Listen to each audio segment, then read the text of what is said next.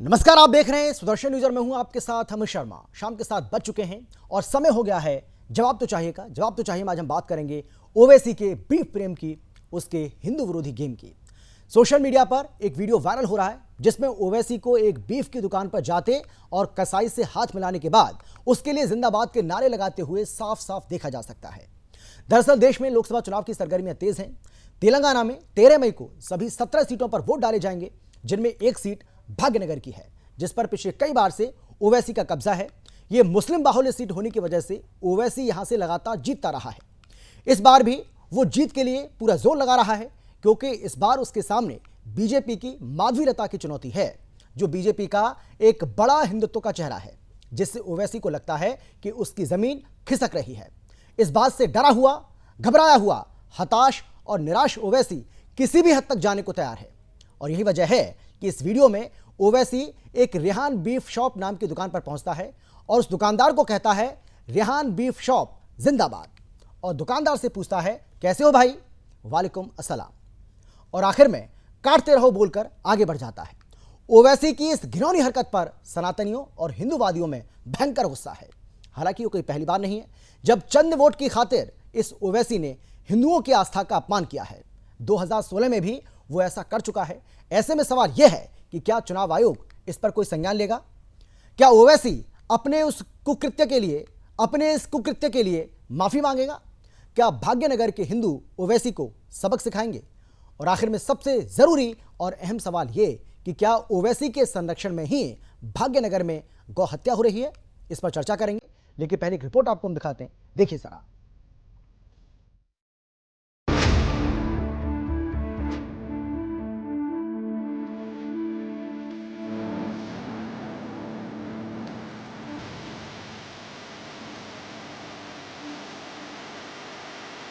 छोटा भाई हिंदुओं को 15 मिनट के लिए पुलिस हटाने की धमकी देता है। पार्टी के नेता साधु संतों और महिलाओं पर अभद्र टिप्पणी करते हैं और अब खुद ओवैसी ने गौमांस विक्रेताओं को प्रोत्साहित कर अपने हिंदू विरोधी महाकाव्य में एक और नया अध्याय जोड़ लिया है। हालांकि ओवैसी और उसका निजामी रजाकार गैंग तो शुरू से ही हिंदू विरोध के लिए जाना जाता है, लेकिन ओवैसी का कसाई से हाथ मिलाना, उसके लिए जिंदाबाद का नारा लगाना और उस कसाई को गौमांस काटते रहने के लिए प्रोत्साहित करना, ये दर्शाता है कि उसके संसदीय क्षेत्र में किस स्तर पर गौवध जैसे अनैतिक कृत्य किए जा रहे हैं, जो ओवैसी के नेतृत्व में भाग्यनगर में बड़े पैमाने पर होने वाले गौमांस की कालाबाजारी को भी दर्शाता है। अगर ओवैसी कैमरे के आगे सबसे सामने खुलकर गौवध और गौमांस को प्रोत्साहित कर सकता है, तो ये बात सोचने का विषय है कि उसके संसदीय क्षेत्र में किस पैमाने पर गौ हत्या को अंजाम दिया जा रहा होगा, जो आने वाले समय में भाग्यनगर में न सिर्फ गाय बल्कि संपूर्ण गौवंश के लिए खतरा हो सकता है। साल 2013 में एक रिपोर्ट की माने तो भाग्यनगर के चांगी चेरला बूचड़ खाने में प्रतिदिन 4000 गौवंश का वध किया जाता है, जिनमें से लगभग 80% मांस निर्यात कर दिया जाता है। यानी भाग्यनगर में चल रहा ये गौवंश विरोधी कारोबार गौमांस तस्करी का भी एक बड़ा अड्डा है, जिसके खिलाफ हिंदू संगठन सालों से संघर्ष कर रहा है। लेकिन ये एक दुर्भाग्य है कि इतने संघर्षों के बावजूद ओवैसी के संरक्षण में आज भी भाग्यनगर में अनेकों अवैध बूचड़खाने बिना किसी रोक टोक के चलाए जा रहे हैं। वर्तमान में ओवैसी की ओर से कसाई से हाथ मिलाना और उसको गौमांस काटने के लिए प्रोत्साहित करना ओवैसी द्वारा इन अवैध बूचड़खानों को दिए गए संरक्षण को दर्शाता है। लेकिन भाग्यनगर में चल रहे गौमांस के इस काले कारोबार के बीच वहाँ रह रही अल्पसंख्यक हिंदू जनता कैसे अपना जीवन यापन कर रही है, ये भी एक गंभीर सवाल है। Bureau report, Sudarshan news.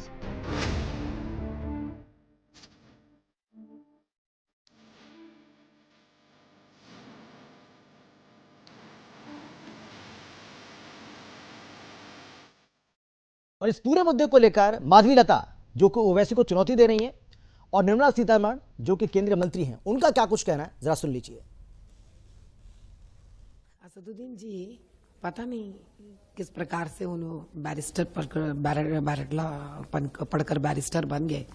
उनको शायद पता लगना चाहिए जब एक फतवा निकलता है, क्योंकि ये पर्सनल लॉ बोलकर घूमते रहते ना बोलते हुए। जब पर्सनल लॉ के अंदर एक फतवा निकलता है तो क्या मतलब है उसका? That it is a law for them in that religion, जिसमें जो फतवा निकलता है उसके हिसाब से वो लोगों को उसी दायरे के अंदर रहना है या उसको मानना चाहिए। जब फतवा निकला है कि आप बीफ नहीं खाना चाहिए, तो इन फतवे के अगेंस्ट कैसे जाल रहे हैं? आपने दूसरे प्रश्न पूछे ओवैसी के ऊपर, ओवैसी जी जो अभी सिटिंग पार्लियामेंट मेंबर है, वो ओल्ड सिटी हैदराबाद से जीत कर आते हैं, उनका राजनीतिक बयान कभी भी अभद्र होती है।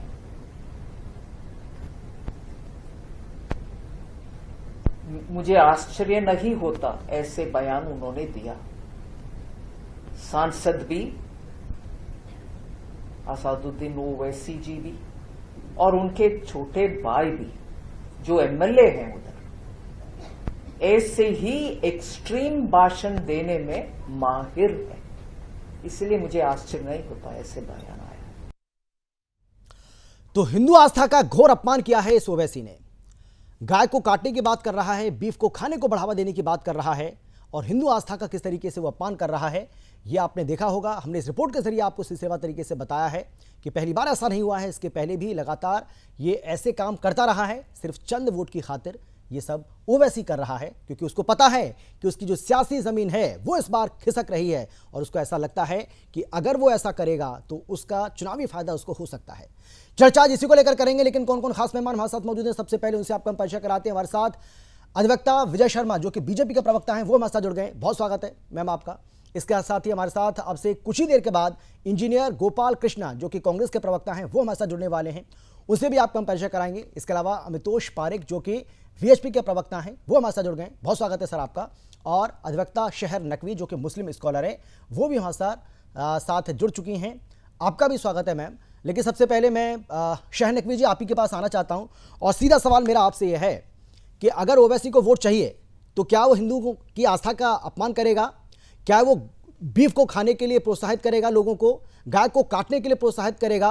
वो गाय जो हमारी माँ है, जिसको हम गौ माता कहते हैं, आज भी हिंदुओं के घर में पहली रोटी गाय के लिए निकाली जाती है, और उस गाय के लिए, उस बीफ को वो खाने की बात कर रहा है। शहर नकवी जी। जी जी, ये तो बिल्कुल गलत है, क्योंकि देखिए गाय को कोई माता मानता है, उनकी आस्था का सवाल है। ये सीधा सीधा हिंदू आस्था पर चोट है, और किसी को आस्था को चोट पहुंचाना ये हमारा इस्लाम नहीं। ओवैसी जी इस्लाम कहीं और से पढ़ के आए होंगे, सऊदी अरब का इस्लाम पढ़ के आए होंगे, वो पाकिस्तान का इस्लाम पढ़ के आए होंगे। इनको पाकिस्तान ही भेज देना चाहिए। आप जहाँ का इस्लाम फॉलो करते हैं आप वहीं चले जाइए। आपका हिंदुस्तान जैसी जगह पे कोई भी जगह नहीं होनी चाहिए, क्योंकि आप किसी की आस्था को चोट पहुंचाने का, जैसे आपने पूरा एकदम जिम्मा उठा लिया है। आप जिस तरह की बातें करते हैं उससे देश में फसाद और विवाद बढ़ता है। आप ऐसी बात क्यों करती हैं? बीफ खाना कहाँ पे लिखा है कि बीफ खाना सवाब है या बीफ खाना चाहिए, और उसमें भी गाय स्पेशल? क्यों गाय को ही क्यों चोट पहुंचाएंगे आप? कोई अगर आस्था का किसी की सवाल है, कोई मानता है गाय को माँ, तो हमें भी उसका सम्मान करना चाहिए। हम भारतीय नागरिक हैं। भारतीय नागरिक होने के नाते हिंदुस्तान के सबसे बड़े मजहब, सबसे अच्छे मजहब, और मजहब तो सभी अच्छे होते हैं, खैर इसकी कोई बात नहीं है, लेकिन किसी की आस्था को चोट पहुंचाना सबसे ज्यादा गलत बात है। मैं तो ये कहती हूँ सियासी जमीन मजबूत करने के लिए ये ऐसी बयानबाजी कर रहे हैं। जब इनके पैरों से सियासी जमीन इनकी खिसकने लगती है तो ये नेता सामने आते हैं और हिंदू आस्था को चोट पहुंचाते हैं। कभी ये भगवा को गलत कहते हैं, कभी ये गाय का अपमान करते हैं। भाई देखिए, गाय का खाना वैसे भी इस्लाम में हराम है। गाय का गोश्त वैसे भी खाना चाहिए, और आप जो काट रहे हैं, खा रहे हैं, जो खाता है काटता है, उसकी बात अलग। अगर आप नहीं खाएंगे तो क्या गुनाह नहीं, लेकिन शहर नकवी जी, अगर आप ये कह रही हैं कि इस्लाम में बीफ खाना ये अपराध भी है और ये खाना भी नहीं चाहिए, जायज भी नहीं है, तो सवाल यह है कि अगर मुस्लिमों को भड़काता है ओवैसी, अगर ओवैसी ऐसी बात करता है और वो जीत भी रहा है, 2016 में भी उसने ऐसा बोला था कि अगर यहां से किसी भी तरीके से मैं चुनाव हार गया, या हमारा जो कैंडिडेट है AIMIM का, अगर वो हार जाता है तो जो बीफ की दुकानें उन पर ताला लग जाएगा, वो बंद हो जाएंगी। तो मुसलमानों को डराता है, वो धमकाता है, और कुछ ऐसी कोशिश इस बार वो कर रहा है। उसको लग रहा है कि वो हारने वाला है। माधवी लता उसको कड़ी चुनौती दे रही हैं। तो सवाल यह है कि फिर मुसलमान इस बात को क्यों नहीं समझ रहा है? भाग्यनगर का मुसलमान इस बात को क्यों नहीं समझ रहा है कि ओवैसी उनके लिए सीधे सीधे कहीं ना कहीं एक बहुत बड़ा धोखा साबित हो रहा है, एक बहुत बड़ा धोखा कर रहा है, वो उनको चीट कर रहा है। के साथ धोखा है, क्योंकि जो लीगल स्लॉटर हाउस है उनका लाइसेंस जारी होता है। जनता को ये भी पता है कि लीगल स्लॉटर हाउस का लाइसेंस होता है। उसे कोई भी कैंडिडेट अगर बीजेपी का जीतता है तो भी बंद नहीं करा सकता। वो तो बंद नहीं होगा लीगल वे में, क्योंकि अपने अपने बिजनेस है। और जो भी लाइसेंस के जरिए बिजनेस चलते हैं वो गलत नहीं है, लेकिन वहां पे आप क्या गाय कटवाएंगे? वहां पे गाय कटवाना अपराध है। गाय नहीं कटवाना। जो ऑथेंटिक चीजें हैं जिसकी परमिशन है आप वो चीजें काट सकते हैं। नहीं, मेरा सवाल आपसे है शहर नकवी जी कि फिर भाग्यनगर की जो मुस्लिम जनता है, जो मुसलमान है भाग्यनगर का, वो इस बात को क्यों नहीं समझ रहा है कि ओवैसी जो कह रहा है वो गलत कह रहा है, ओवैसी की बातों में उनको नहीं आना है। इनकी सियासी जमीन खिसक चुकी है, ये हार रहे हैं पूरी तरीके से और भारतीय जनता पार्टी का कैंडिडेट जीत रहा है, इसीलिए ऐसी बातें कर रहे हैं क्योंकि ये जनता को भड़काएंगे नहीं तो अपनी रिजर्वेशन कैसे लेंगे, सीट इनकी रिजर्व कैसे हो। अपनी एआईएम पार्टी का जो प्रचार प्रसार पूरे देश में करते हैं, मुसलमानों का एकदम हित चाहते हैं कि हम बहुत बड़े भाई फेवर करते हैं मुसलमानों का, ऐसा कुछ नहीं है। आप तो और कट्टरता फैला रहे हो, ये मानसिकता हिंदुस्तान में नहीं चलेगी। ठीक है, चले मैं लौटूंगा आपके पास शहर नकवी जी, मैं आऊंगा आपके पास, लेकिन अमतोष पारिक सवाल यह है कि ओवैसी हिंदुस्तान के अंदर रहकर गाय का मांस खाने की बात करता है, वो बीफ खाने को बढ़ावा देने की बात करता है और वो कहता है काटते रहो। हिंदुस्तान में रहकर ओवैसी ये सब कर रहा है, कितनी बड़ी चिंता का विषय है ये? अमित जी इस पार्टी से ओवैसी जी आते हैं, मुझे लगता है कि उस पार्टी की विचार अमतोष जी, मुझे ऐसा लगता है कि कम से कम ओवैसी को जी करके तो आपको नहीं बोलना चाहिए, वो डिजर्व नहीं करता इसके लिए। नहीं, मैं तो जिस धर्म से आता हूँ जी, हाँ, पर जिस धर्म से हम आते हैं, हमने कभी भी किसी की ना तो अपमानजनक शब्द कहने का प्रयास करा है, ना ही किसी भी तरह के किसी को डिसरिस्पेक्ट करा है। यही हमारे में धर्म में और मजहब में अंतर है अमित जी, और आप तो इसको परिपक्वता भी समझते भी और भली बात ही समझते हैं। जी, मैं ये कहता हूँ कि जिस पार्टी से ऐसे लोग आते हैं, वो पार्टी जो है उसका गठन ही जिसके लिए हुआ था, वो हमें सबको पता है कि किस तरह से ओवैसी से पहले उनके ग्रैंडफादर, उनके दादाजी को भी जेल जाना पड़ा था रजाकार को इकट्ठे करके, और फिर जिस तरह से भारत के अंदर में हैदराबाद को ना मिला है उस तरह से लिबरेशन क्रिएट करा था। और बाद में ओवैसी जब इसमें आए थे, जब आपको पता है कि कितना कहा था, जब राम मंदिर का विषय हुआ तो ओवैसी ने जाके हिंदू युवा मुस्लिम युवाओं को कैसे भड़काया कि आपकी मस्जिदें आपके हाथ से जारी है, क्या कर रहे हैं, अगर अभी भी आपका खून नहीं बह रहा तो उनके भाई 15 मिनट पुलिस हटाने की बात करते हैं। वही ओवैसी जब आते, जैसे आपने विषय बताया 2016 के अंदर में, कहते अगर मैं हार गया, हमारी पार्टी नहीं आई तो माइनॉरिटी को बीफ कहां से मिलेगा। अब मैं ये समझता हूं कि बीफ इज ए स्लॉटर्ड जो है वो ऑल इंडिया लेवल पे पूरे नेशनल पॉलिसी पे बैन है, export policy of India ban करती है, लेकिन आप देखिए उसके बावजूद भी अगर बीफ के स्लॉटर हो रहे हैं और ऐसे ही लोग जो विकास के नाम पर नहीं अपितु माइनॉरिटी को अपीज करके और उनको भड़का के वोट लेते हैं, जो खड़े होकर उनको धमकाते हैं और जो डायरेक्ट एक्शन प्लान की बात करते हैं। असम राइट के अंदर में ओवैसी ने क्या कहा था कि थर्ड वेव ऑफ रेडिकलाइजेशन आ जाएगी। तो इस पार्टी का गठन उनकी विचारधारा, अभी मेरे से पूर्व जो हमारे सम्मानित प्रवक्ता थे जो वो कह रहे थे कि इस्लाम के अंदर में नहीं है, मैं उनकी बात से किसी हद तक मानता हूं, लेकिन किसी तरह की कुछ ना कुछ तो इस्लाम के अंदर में कुरान में कुछ आयात लिखी है, जैसे मैं एक रेफर करता हूं, वो आयात है सूरा 16:5 और मैं रेफर करता हूं आपके सामने से। वो क्या कहती है? वो ये कह रही है, और निश्चय ही तुम्हारे लिए चौपाई भी एक शिक्षा है, उनके पेटों में जो कुछ है उसमें से हम तुम्हें पिलाते हैं और तुम्हारे लिए उनमें बहुत से फायदे हैं और तुम उन्हें खाते भी हो। ये सूरत कह रही है। लेकिन अगर हम आगे आते हैं तो कुरान के अंदर में इस्लाम में लिखा है अमित जी कि अगर गाय को स्लॉटर करने से पहले मार दिया गया हो तो वो अल मित्या होता है और वो फॉरबिडन है। उसने ये नहीं कहा कि आप गाय को नहीं मार सकते। इस तरीके के जो बातें हो रही है, जहां पर पूरा देश एक जगह इकट्ठा होकर सुप्रीम कोर्ट के अंदर में भी जब इस चीज का फैसला हो गया कि आप एक्सपोर्ट नहीं कर सकते, तो भी खड़े होकर और वहां पर इस तरीके के प्रमोशन करना, ये साफ तरह से जताता है कि जब विकास के नाम पर वोट नहीं पाए जाते, ऐसे लोग पार्टी बनाकर सिर्फ और सिर्फ मुस्लिम को भड़काते हैं, धमकाते हैं और उनको इस तरह से मजबूर कर देते हैं कि हमारे पास विकास का कोई बात नहीं है। आप स्पीड उठा के देख लीजिए ओवैसी की, एक भी विकास के नाम पर वोट लिया गया हो, नहीं लिया गया। खड़े होकर मुस्लिम को भड़काना इनकी पॉलिसी है, मुस्लिम अपीसमेंट इनकी पॉलिसी है, रजाकार की विचारधारा इनकी पॉलिसी है, और बीफ का जिस तरह से प्रमोशन करा वो इनकी पॉलिसी है। बिल्कुल, लेकिन मुसलमान इस बात को क्यों नहीं समझ रहा है? सवाल यही है जो शहर नकवी जी कह रही थी कि भाई इस्लाम में तो ये जायज़ नहीं है, इस्लाम तो इसको गलत मानता है, उसके बावजूद भी अगर इसका प्रमोशन कर रहा है प्रचार के दौरान ओवैसी और मुसलमानों को भड़का रहा है, तो ये मुसलमान क्यों नहीं समझ पा रहा है? जो आम मुसलमान है वो इस बात को क्यों नहीं समझ रहा है? मैं ये जानना चाह रहा हूँ आपसे।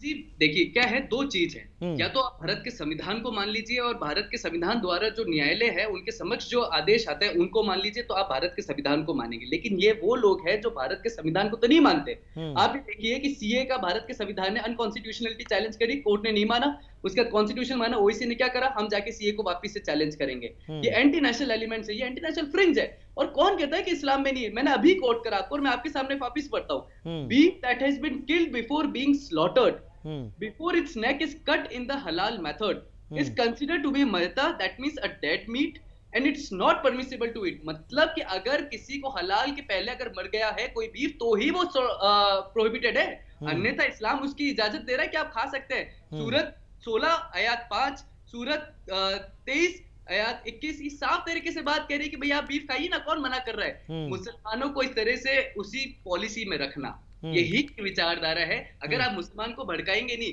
तो वो आपकी तरफ वोट देंगे नहीं, हिंदू मुसलमान एक हो जाएंगे तो आपको बात समझ में आएगी नहीं, और आप फिर सत्ता से हटके किस तरह से मुस्लिम अपीसमेंट करेंगे, किस तरह से उनका डेवलपमेंट करेंगे। अगर ओवैसी उस कॉन्स्टिट्यूएंसी से आए तो आप देख लीजिए वहां पे मदरसों की हालत क्या है। अगर ओवैसी उस कॉन्स्टिट्यूएंसी से आए तो देख लीजिए मुस्लिम एजुकेशन लेवल क्या है। अगर ओवैसी उस कॉन्स्टिट्यूएंसी से आए तो वहां डेवलपमेंट क्या है। कौन सा डेवलपमेंट? सिर्फ इस तरीके के रजाकारों की विचारधारा रखने वाला, एंटी हिंदू विचारधारा रखने वाला, ऐसी बूचर खानों पे जो इलीगल इल स्लॉटेड बूचर खाने वहां पे खड़े होकर इसको प्रमोट करना, ये साफ जताता है कि आप भारत के संविधान को बात नहीं मानते, आप मानते हैं जो आपके कुरान में और आपके इस्लाम में लिखी है। ठीक है, मैं जो बीजेपी के प्रवक्ता है उनके पास जाऊं उसके पहले शाह नकवी जी जवाब दीजिए, जो अमितोष पारिक कह रहे हैं उसका जवाब दीजिए, उसके बाद मैं आगे बढ़ता हूं। जी देखिए, जो हलाल वाली बात आप कह रहे हैं, ठीक है, हलाल वो चीजें हैं जो हलाल है। हलाल का मतलब ये नहीं कि आप गाय काटिए। देखिए वर्ल्ड लेवल पर इतने कई देश हैं, इस्लामिक कंट्री है, क्या वहां पे गाय हलाल है? गाय काटी जाती है? नहीं। किसी देश में ऊंट की कुर्बानी होती है, ऊंट हलाल है, ऊंट खाते हैं। बकरे हैं, मटन है, ये बीफ खाया जाता। बीफ का मतलब गाय नहीं है। ये ओवैसी साहब भड़का रहे हैं, इस्लाम को गलत तरीके से रिप्रेजेंट कर रहे हैं। ये इस बात का मैं विरोध कर रही हूँ। ठीक है, आपने जो कहा ये सही है कि इस्लाम में बीफ खाना हलाल है, जो लिखा है आप खा सकते हैं, लेकिन गाय काट सकते हैं ये कहाँ लिखा है? गाय हलाल है ये कहाँ लिखा है? किसी स्पेसिफिक जानवर को नहीं कहा गया है कि ये जानवर हलाल है। आप ऊंट की कुर्बानी क्यों देते हैं? ऊंट को क्यों काटते हैं अदर देशों में? सऊदी अरब में सबसे ज्यादा कुछ खाया जाने वाला जानवर है वो है ऊंट। अब ओवैसी साहब से कहिए कि हिंदुस्तान में ही आप गाय के ऊपर क्यों राजनीति कर रहे हैं? क्या इंडिया में रहकर ही गाय को चोट पहुंचाएंगे? गाय कहाँ हलाल लिखा है? जब गाय हलाल लिखा नहीं है तो आप ऐसी पॉलिटिक्स क्यों कर रहे हैं? ऐसी पॉलिटिक्स करने का मतलब है कि आप पूरी तरह से हार रहे हैं, जनता आपको नकार चुकी है, आपकी जमीन खिसक चुकी है और आप हारने वाले हैं। इसीलिए आप वहां के लोगों को भड़का रहे हैं, जनता को भड़काऊ भाईजान के नाम से इनको वैसे भी जाना जाता है। कभी कहते हैं 15 मिनट के लिए इनके भाई साहब कहते हैं कि पुलिस हटा दीजिए। क्या आप सिर्फ भारत के संविधान को मानते ही नहीं है, चोट पहुंचाने के लिए बने हुए हैं? इस तरह की मानसिकता का मैं सपोर्ट नहीं करती, पूरी तरह विरोध करती हूँ, और हर व्यक्ति को करना चाहिए। जैसे अगर आप किसी को भड़काते हैं तो जनता क्या सोचेगी? भाई हर मुसलमान को इंसान गलत समझने लगता है कि ये सारे एक से मानसिकता होंगे। बोलते हैदराबाद पे, असर पूरे देश में होता है। आप क्यों ऐसी बातें बोलते हैं? इनको तो सबसे पहले यही सवाल करना चाहिए जनता को, पूरी हैदराबाद की जनता को, पूरी उनके जो पार्लियामेंट की जो पूरी कॉन्स्टिट्यूंसी है उनकी, उसपे भी इनको यही सवाल करना चाहिए। पार्लियामेंट के अंदर ये गलत बयानबाजी कर देते हैं, इस तरह से गलत बयान पार्लियामेंट के अंदर खड़े होकर करते हैं, आप अपनी लोकसभा सीट पे करते हैं। पूरी जनता आपके बारे में क्या सोचती है? पूरा देश आपके बारे में यही सोचता है कि भड़काऊ भाईजान क्यों बने हुए आप? भड़काऊ भाईजान भाई, क्योंकि आपको अपनी सियासी जमीन पूरे देश में मजबूत करना है मुसलमान को टारगेट करके, इसलिए। और गाय को आप जायज बता रहे हैं, इनसे पूछ लीजिए कोई भी किताब ऐसी बनी है जहाँ पे गाय शब्द लिखा हो कि गाय को आप काट सकते हैं, ये हलाल है। ऐसा कहीं पूरे इस्लाम में नहीं लिखा है कि गाय आप काट सकते हैं, गाय हलाल है। बीफ हलाल है, आप काट सकते हैं, उसमें कुर्बानी दे सकते हैं, बकरे की कुर्बानी दे सकते हैं, दुम्बे की कुर्बानी दे सकते हैं, भेड़े की कुर्बानी, मतलब दुम्बा मीन्स भेड़ा, आप इन चीजों की कुर्बानी। लेकिन गाय कहाँ से आ गई? ये सवाल मेरा रखिए जरा सा हैदराबाद की जनता के सामने, तो खुद समझ जाएगी। पढ़ी लिखी जनता है, वहाँ के लोग पढ़े लिखे हैं। ठीक है, ठीक है, चलिए मैं लौटूंगा आपके पास। लेकिन इंजीनियर गोपाल जी कुछ कहना चाह रहे हैं, अभी हमारे साथ जुड़े हैं। हाँ गोपाल कृष्णा जी, आप बोलिए। और सवाल यही है कि ओवैसी के इस बयान को आप कैसे देख रहे हैं, और ओवैसी जो बीफ को बढ़ावा देने की बात कर रहा है और कह रहा है काटते रहो, कांग्रेस पार्टी कैसे देख रही है आपको? इस पूरे उस बयान को क्या कहेंगे आप? कांग्रेस पार्टी ऐसे देख रही है कि प्रधानमंत्री खुद इस प्रोपेगेंडा में शामिल हैं, वैसे उनका बी टीम है और माध्यम से ये सब करवाते हैं पोलराइज करने के लिए। अच्छा। प्रधानमंत्री अपने ट्रैक से विक्षिप्त हो चुके हैं। प्रधानमंत्री कोई ऐसा मुसलमान देश दुनिया का नहीं है जिसमें जाकर उन्होंने खाया नहीं, खाना क्या खाया है ये सामने नहीं आई है बात। प्रधानमंत्री जी का कोई लेना देना नहीं है। जब देखा कि कल 4 सीट पे बिहार में हुई, आप ये बताइए कि क्या कांग्रेस पार्टी, क्या ओवैसी का पहले ये बयान सुना है क्या आपने? ओवैसी का जो वीडियो वायरल हो रहा है वो वीडियो देखा है क्या आपने? ओवैसी को अभी तुरंत अरेस्ट किया जाए। अभी तुरंत क्यों नहीं हो रहा अरेस्ट? मतलब कांग्रेस पार्टी उसके इसके बयान का, या जो भी वो प्रचार में कहता हुआ नजर आ रहा है, उसका समर्थन नहीं करती, आप ये कह रहे हैं? समर्थन तो छोड़िए, मैं अरेस्ट की मांग नहीं कर रहा हूँ। अगर अरेस्ट नहीं कर रहे हैं तो प्रधानमंत्री समर्थन कर रहे हैं कि हाँ ये सब बोलो, बाजार में जाकर ठीक है, चुनाव है, जवाब दीजिए, जवाब दीजिए विजय जी, जवाब दीजिए विजय जी, जवाब दीजिए। तो हाँ, प्रधानमंत्री आधे पढ़े लिखे लोग हैं, उनको कोई नॉलेज नहीं है, वो चौथी पास हैं और वो व्यापार को, हर चीज को व्यापार, धर्म को व्यापार, हर चीज का व्यापार ठीक करना है, उनकी ठीक है, जवाब ले पुरानी लीजिए, जवाब ले आदत है। लीजिए। हाँ विजय जी, जवाब दीजिए, पुरानी बोलिए आदत आप। विजय जी। जी जी, मैं इनका गोपाल जी की बात का जवाब देना चाहता हूँ। इन्होंने अभी ओवैसी जी को बी टीम बोला बीजेपी की, तो फिर आपने समर्थन किस लिए दिया उनको? आपने अपना उम्मीदवार क्यों नहीं उतारा हैदराबाद में? आप इस बात का जवाब है ना आपके पास?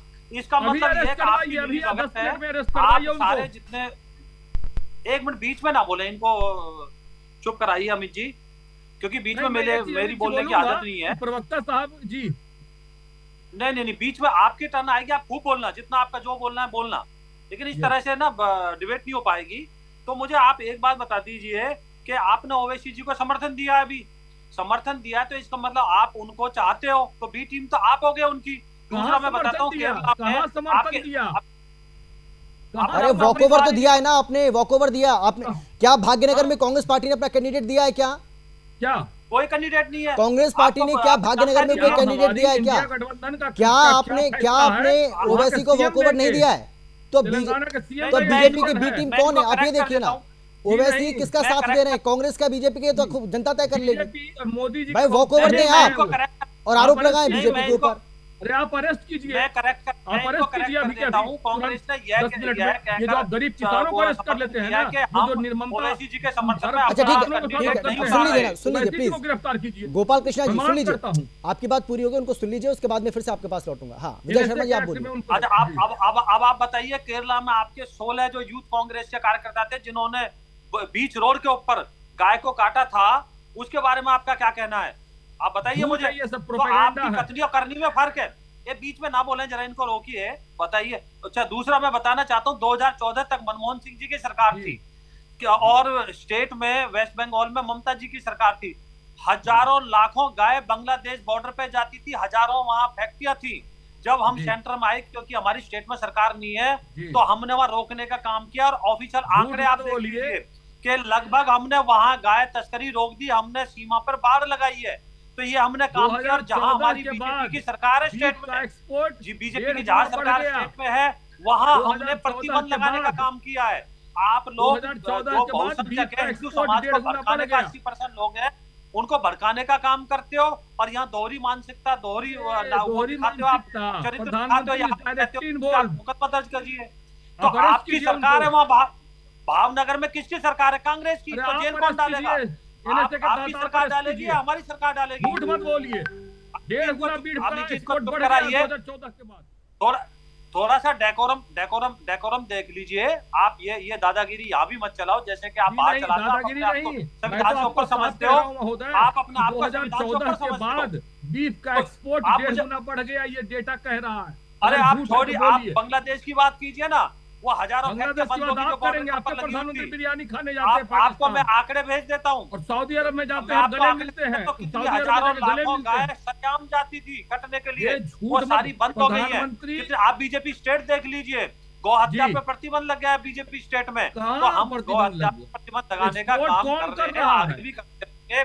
और आपके 16 कार्यकर्ता बीच रोड के ऊपर फैशन करते, पार्टी बनाते हैं, गाय काटने टुकड़े जेएनयू में गाय काटती है, उसको आप पार्टी का टिकट देते हो। कन्हैया प्रसाद जो है जेएनयू में उत्सव मनाया जाता है गाय काटने का, उन लोगों को आप पार्टी के टिकट देने का काम करते हो। कैसी बात करते हो? जवाहरलाल नेहरू जी को गौ हत्या पे प्रतिबंध लगाना था, लेकिन आपने कॉमन सिविल कोड और गौ हत्या पे प्रतिबंध लगाने का काम नहीं किया। झूठ कहानी बता रहे हैं कि आप बातें मत करो, झूठ का यहाँ प्रबंधन मत करो, आप तो इसके हित में हो। प्रधानमंत्री बहरीन जाते हैं, वहाँ उनके साथ बैठ के क्या क्या खाना खाया है आपको ये बताइए। आप गाय हत्यारों को 1 करोड़ रुपए का इनाम देते हो, वहाँ जाकर उनके घर पे जाकर बिरयानी वहाँ पर उनको वो करते हो। आप में दम है तो वैसी को अरेस्ट कीजिए अभी के अभी। अरे सरकार आपकी है, अरे मान्यवर आपको इतना नहीं पता है कि ये स्टेट का मामला है? नहीं आप ये बताइए, नहीं गोपाल कृष्णा जी ये तो वही बात हो गई कि उल्टा चोर कोतवाल को डांटे। भाई नहीं ठीक है विजय शर्मा जी, बिल्कुल सही कह रहे हैं आप, मैं आपकी बात से सहमत हूँ। भाई तेलंगाना में सरकार आपकी है, पुलिस आपकी, प्रशासन आपके आपका, ऐसे हैं और ना। गिरफ्तार करवाने की बात आप कर रहे हैं विजय शर्मा जी से। तो हेमंत सोरेन नहीं को नहीं गिरफ्तार नहीं किया ना बेवजह। नहीं, जो लोग हमें अभी देख रहे हैं वो पागल थोड़ी है, वो समझदार हैं। जी, अरे समझदार है, वो दर्शक देख रहे हैं। दर्शक बहुत समझदार है वो सुदर्शन देख न्यूज रहे का, हैं वो कि बखूबी समझ रहा है। आप देखिए आप क्या गेम खेल रहे बीजेपी हैं। क्या भाई क्या ओवैसी को करती गिरफ्तार करवा, आप ये बताइए कानून व्यवस्था किसकी जिम्मेदारी होती है? भाई लॉ आपकी एंड ऑर्डर जो होती है गृह मंत्रालय वो की राज्य का विषय जिम्मेदारी होता है, है, गृह और मंत्रालय राज्य का अगर विषय है तो पुलिस आपकी, प्रशासन आपका, गिरफ्तार गृह करवाइए ना, मंत्रालय कौन की रोक रहा है जिम्मेदारी आपको? है। सरकार आपकी, गृह मंत्रालय से बाहर नहीं है कुछ भी, कोई भी आप स्टेट। करवाइए। आपकी पुलिस करेगी, तेलंगाना की पुलिस क्या गिरफ्तार करेगी क्या? जी नहीं, आप करवाओ, ऑर्डर दीजिए आप, तेलंगाना की पुलिस कीजिए। अरे मैं वही ये कह एक रहा मिनट, हूँ। अमित जी, एक मिनट, अरे उसी अमित जी, भाग्यनगर में, अमित जी, उसी भाग्यनगर में एक पत्रकार को गिरफ्तार कर लिया जाता है।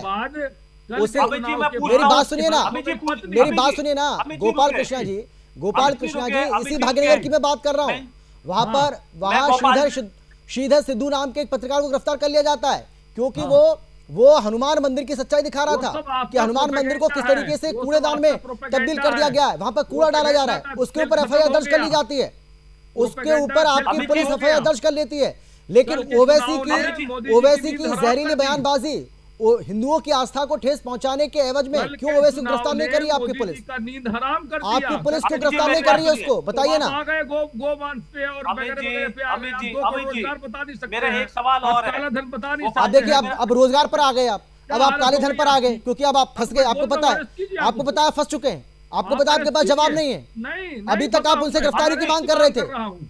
हाँ, जब आपके ऊपर बात आएगी गिरफ्तारी वो नहीं, गिरफ्तारी तो आपकी जिम्मेदारी है, गिरफ्तारी तो आपकी सरकार करवाएगी, आपकी पुलिस करवाएगी, स्थानीय प्रशासन करवाएगा, जो कि सब आपके अंडर है। कांग्रेस की सरकार है तेलंगाना में, करवाइए, अमित भाई बोलूंगा, ओवैसी को गिरफ्तार करवाइए। आप हाँ आप बोलिए ना, आप ये बताइए ओवैसी को गिरफ्तार, क्या तेलंगाना पुलिस ओवैसी को गिरफ्तार करेगी? 1.5 गुना बढ़ गया बीफ का एक्सपोर्ट मोदी जी अरे मैं जो सवाल आपसे कर रहा हूँ उसका जवाब दीजिए ना। क्या तेलंगाना पुलिस, आप ही गिरफ्तारी की मांग कर रहे थे ना, अभी गिरफ्तारी की मांग आप ही कर रहे थे, तो मैं आप ही की मांग को आगे बढ़ा रहा हूँ। मैं ये कह रहा हूँ, क्या तेलंगाना पुलिस ओवैसी को गिरफ्तार करेगी? अरे भाई तो आप कीजिए ना, गिरफ्तार ऑर्डर दीजिए गृह मंत्रालय। अरे वो मेरा काम थोड़ी है, वो तो तेलंगाना पुलिस करेगी। अरे वो भाग्यनगर की पुलिस करेगी ना। अमित शाह जी से पूछिए, जो हिंदू राष्ट्र बनाने जा रहे हैं तो ठीक कहाँ है। गया? चलिए, मुझे पता है आपके पास मेरा- जवाब नहीं है, वो। आपके पास पता है आप फंसाने की कोशिश कर रहे थे, लेकिन आप अपनी बातों में खुद फंस गए।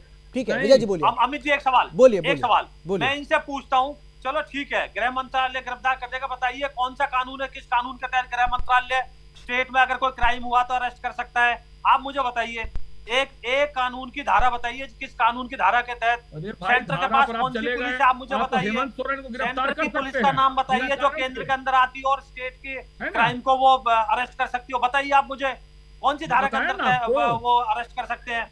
एनएसए के अरे तहत आप गिरफ्तार चैनल किया पे जा एकदम सकता है। अच्छा महाराज चलिए, ठीक है, वो- मैं आ रहा हूँ, मैं लौटूंगा आप दोनों के पास। अमितोष पारिक कुछ कहना चाह रहे हैं, बहुत देर से हाथ उठा रहे हैं। अमितोष पारिक कुछ कहना चाह रहे हैं, प्लीज मैं आ रहा हूँ आपके पास। हाँ, अमितोष पारिक जी बोलिए आप।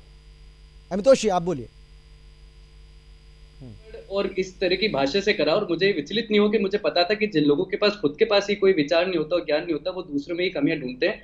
इन्हीं के ही पार्टी के कर्नाटका के चीफ मिनिस्टर सिद्धारमैया के दो विषय भी है। एक विषय सबसे पहले जो इन्हीं का स्टेटमेंट है, I eat cattle meat, who are you to ask, ये से सिद्धारमैया, ये इन्हीं के उसमें लिखा हुआ है।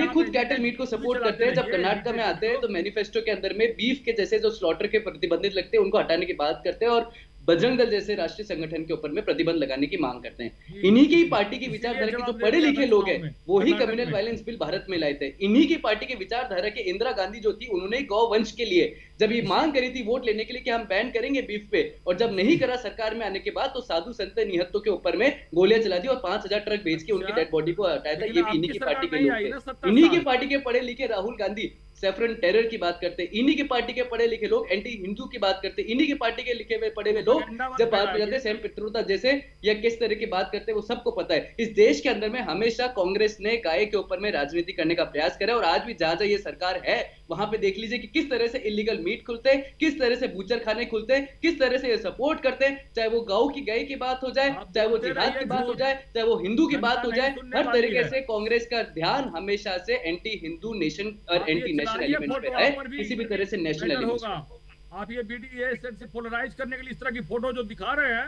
ये अगेंस्ट है इलेक्शन कमीशन के। कैसे मैनुअल अगेंस्ट के है साहब? against है ये। कैसे अगेंस्ट है?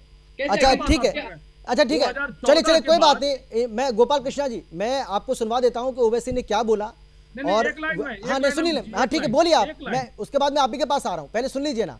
अगर भाई इलेक्शन कमीशन की बहुत चिंता हो रही है ना आपको, इलेक्शन कमीशन तो अपना काम करेगा, उसको पता है क्या करना है क्या नहीं करना है, वो अधिकारी देख लेंगे, लेकिन पहले ये भी देख लो कि क्या इलेक्शन कमीशन को इसके ऊपर भी कोई कार्रवाई करनी चाहिए, क्या आप इसके समर्थन करेंगे?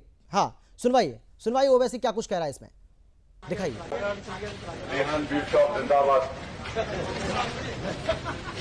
पहले से भाई सलाम अलैकुम। डॉक्टर और रेहान बीफ शॉप जिंदाबाद। पहले से भाई सलाम अलैकुम। डॉक्टर और रेहान बीफ शॉप जिंदाबाद। पहले से भाई रेहान बीफ शॉप जिंदाबाद। रेहान बीफ शॉप जिंदाबाद। रेहान बीफ शॉप जिंदाबाद। तो देखा आपने बीफ शॉप जिंदाबाद। किस तरीके से यहाँ पर हिंदुओं का एक तरीके से आप कह सकते हैं कि मजाक उड़ा रहा है वो, क्योंकि हिंदुओं की आस्था का घोर अपमान कर रहा है, जानबूझकर कर रहा है, उसको पता है कि इससे उसको वोट मिल सकते हैं, इसीलिए हंसता है, चुटीले अंदाज में वो अपनी बात कहता है। और किस तरीके से कहता है कि रेहान बीफ शॉप जिंदाबाद, जो दुकानदार होता है उससे पूछता है कैसे हो भाई, और उसके बाद बोलता है वालेकुम सलाम, काटते रहो, लास्ट में जाकर बोलता है काटते रहो। हाँ बोला, हाँ बोलिए गोपाल जी बोलिए। हाँ तो मैं ये बोल रहा हूँ कि 2014 के बाद से 24 में 10 साल में बीफ का एक्सपोर्ट 1.5 गुना हो गया। एक ही बात रटे जा रहे हो आप, कहीं तो ले लीजिए आप। अब आंकड़े कहाँ से लाएं आप, ये भी तो बताइए ना, ये आंकड़े जो लाएं आप कहाँ से लाएं? इसी बात को आप पिछले आधे घंटे से बोले जा रहे हैं। कौन सा आंकड़ा है, कहाँ से आंकड़ा है? नहीं आप बताइए ना, भाई आप इसकी सच्चाई भी तो पता लगनी चाहिए ना, ऐसे थोड़ी आप कुछ भी कह के चले जाएंगे। दिखाइए ना कि कानून है कि बीफ का एक्सपोर्ट बंद हो गया। आप झूठ बोल रहे हो, एक स्टेटमेंट आप अपना जाके पूछिए मिले उनका क्या है घोषणा पत्र में। तुष्टिकरण के अलावा आपके पास कोई दूसरा काम नहीं, मुस्लिम तुष्टिकरण की बातें करते हो आप। तो अब ये सब चीजों पे उतर आए कुछ प्रोपेगेंडा फैलाने के लिए, तो जनता समझ नहीं गई तो आप प्रधानमंत्री को कि खोखला वादा है इनका। अरे प्रोपेगेंडा तो वो फैला रहा है जिसको आपने वॉकओवर दिया है भाग्यनगर चुनाव में, जिसके खिलाफ अपने कैंडिडेट तक नहीं उतारा है, ये इंडिया गठबंधन का और आप कहते हैं कि बीजेपी की बी टीम है वो। अब आप बताइए भाई, जनता समझ रही है कि आप क्या कर रहे हो, कौन किसकी ए टीम है, कौन किसकी बी टीम है। चलिए ठीक है, मुस्लिम कंट्री विजिट करते हो। शहर नकवी कुछ बोलना चाह रही है, चलिए आता हूँ शहर नकवी जी बोलिए, आप बोलिए। जी देखिए, ओवैसी साहब का कोई भी एजेंडा पूरे देश में काम नहीं कर रहा है। इस टाइम वो जाके जिस तरह से मैंने वीडियो देखा, ये बहुत शर्मनाक वीडियो है, मुझे बड़ा अफसोस है, बड़ा दुख है। इस तरीके से काटते रहिए, ये काटते रहिए का तरीका है भाई। आप जानवर के बारे में बात कर रहे हो या किस चीज के बारे में बात कर रहे हो, काटते रहो। आपने गाय को काटना अगर इस्लाम में ही मना है तो आप किस इस्लाम को फॉलो करते हैं? आप किसकी आस्था को ठेस पहुंचाना चाहते हैं? आप चुनाव जीतने के लिए इस तरह की गलत राजनीति, गलत बयानबाजी बिल्कुल नहीं करना चाहिए, ये तो गलत बात है। अब इनके ऊपर एक्शन क्या होता है ये तो सरकार बताएगी, और ये इस पर कानूनी एक्शन अगर नहीं होता तो आज 1 बोलेंगे, कल 4 बोलेंगे, परसों 5 बोलेंगे, इस तरह से ये एजेंडा बढ़ता जाएगा। आप काटते रहो, ठीक है, हाथ मिलाते हैं आप, उसके बाद कहते हैं काटते रहो। किस चीज को बढ़ावा दे रहे हैं आप? क्राइम को बढ़ावा दे रहे हैं आप, इस्लाम को बढ़ावा नहीं दे रहे हैं। ये एक तरह से क्राइम है, क्योंकि मैं एडवोकेट हूँ और लीगल चीजों पे अपनी राय रखती हूँ। ये भी बताया कि क्राइम की बात में वो खुद एडवोकेट हैं, उनको इस बात का और वकालत की हुई है उन्होंने। अब उनको अगर कानून नहीं पता है तो फिर किसे पता होगा? और कानून के अगर रक्षक बन के इस तरह से भक्षक बन जाएंगे तो ये पूरे देश के लिए खतरनाक वर्जन है। कि ओवैसी साहब को लोग ये कहते हैं कि चलिए ठीक है, पढ़े लिखे इंसान हैं, लॉ किया हुआ है इन्होंने, अब आप जाएंगे और लॉ का अपमान करेंगे, कानून का अपमान करेंगे, इनकी तो डिग्रियां रद्द कर देनी चाहिए।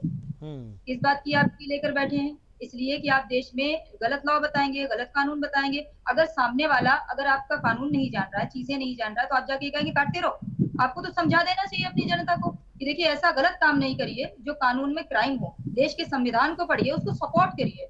देश में अगर हम हिंदुस्तान के नागरिक हैं तो किसी की भावना को चोट पहुंचाना हमारा इस्लाम नहीं कहता, हमारा धर्म नहीं कहता। हम हिंदुस्तान के नागरिक हैं, मिलजुल कर रहना ये इस्लाम कहता है कि जिस देश में रहो, जैसे रहो, उसके जैसे हो जाओ आप।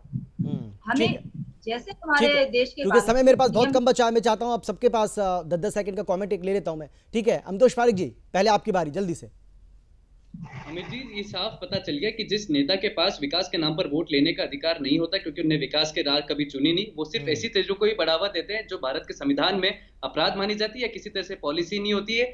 हैदराबाद के अंदर में जिस तरह से ओवैसी का विचार रहा है और जिस तरह से इतिहास रहा है, वो साफ दर्शाता है कि एंटी हिंदू एलिमेंट्स पे ही चलना ओवैसी की राजनीति और नेतागिरी। ठीक है, ठीक है। जल्दी से विजय जी आखिरी कमेंट आपका। जी, ये उस पार्टी को बिलोंग करते हैं जहां इंदिरा गांधी जी ने, आपको पता होगी, हजारों साधुओं के ऊपर गोली चलवा दी थी जब वो संसद मार्च कर रहे थे गो हत्या के लिए, गो हत्या प्रतिबंध के लिए। तो ये क्या बातें करेंगे। अब क्या है, जो इनका घमंडिया जो गठबंधन है ना, वो पहले चरण के मतदान के बाद में हताश, निराश और बदहवास हो चुका है। तो इसलिए अब ये इस तरह की हरकतों पे आ गए हैं कि ये गाली देने शुरू हो गए हैं, सिर फटोबल पे आ गए हैं, हिंदू मुस्लिम पे आ गए हैं। ठीक है, तो बिल्कुल। हाँ, गोपाल कृष्ण जी जल्दी से आखिरी कमेंट आपका 10 सेकंड फटाफट। 19 अप्रैल को चुनाव के बाद जब उनकी हालत देखी गई तो बहुत दयनीय हालत में प्रधानमंत्री आ गए और वो अपनी एजेंडा पर आ गए हिंदू मुसलमान। वो ये नहीं बता पाएंगे कि हमने देश के लिए क्या किया, काला धन ला दिया, कि 2 करोड़ रोजगार दे दिया, हिंदू मुसलमान करो, ठीक है। मुसलमान कौन कर रहा है ये तो आप भी देख रहे हैं। भाग्यनगर में तो ओवैसी कर रहा है फिलहाल तो। हाँ, शैनक जी जल्दी से 10 सेकंड और जल्दी से फटाफट। हाँ, अच्छे लोगों की दुकानें ही एंटी सनातन बयानबाजी से ही चलती है। इनकी राजनीतिक दुकानों का बेस ही यही है कि इनकी सनातन राजनीति करना, एंटी सनातन। समय में पास इतना ही है। बहुत धन्यवाद आप सभी का मेरे साथ जुड़ने के लिए, चर्चा में शामिल होने के लिए, अपनी बात रखने के लिए। और ओवैसी को भाग्यनगर की जनता इस बात सबक सिखाने जा रही है। माधवी लगता जिस तरीके से पूरा जोर लगा रही है, उससे ओवैसी को भी लगता है कि इस बार आसान नहीं है, उसकी राह बहुत मुश्किल हो गई है। और यही वजह है कि अब ओवैसी इतनी घिनौनी हरकत पर आ गया है कि किसी भी तरीके से बाजी उसके हाथ लग जाए, लेकिन ऐसा होने वाला नहीं है। और भाग्यनगर की हिंदू जनता इसको सबक सिखाने जा रही है। फिलहाल इतना ही, लेकिन देश और दुनिया की बाकी खबरों के लिए आप देखते रहिए सुदर्शन न्यूज। जय हिंद।